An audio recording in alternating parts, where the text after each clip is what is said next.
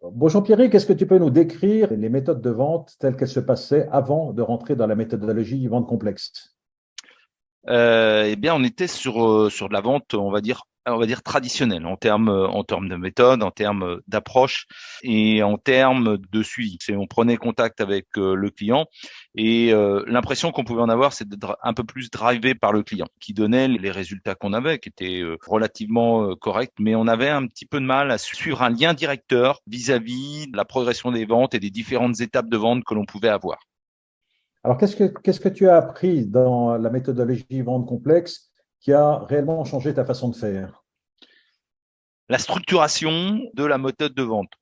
Par rapport au référentiel que l'on avait, on est passé d'amateur au professionnel en se rendant compte qu'il y avait différentes étapes progressives dans le tunnel de vente, qu'il fallait pas sauter ces étapes-là et qu'il y avait différentes informations qu'on pouvait manquer. Je prends par exemple le centre d'achat qui était pour nous très nébuleux, voire complètement oublié, que maintenant on a vraiment en tête et sur lequel on se focalise parce que c'est un pivot très important dans la méthode de vente complexe.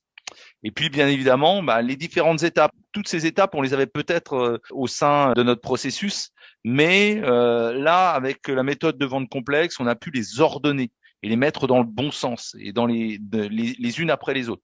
Donc voilà, c'est cette structuration qui est très importante dans la méthode de vente complexe et qui nous fait progresser au fur et à mesure que l'on avance avec le client.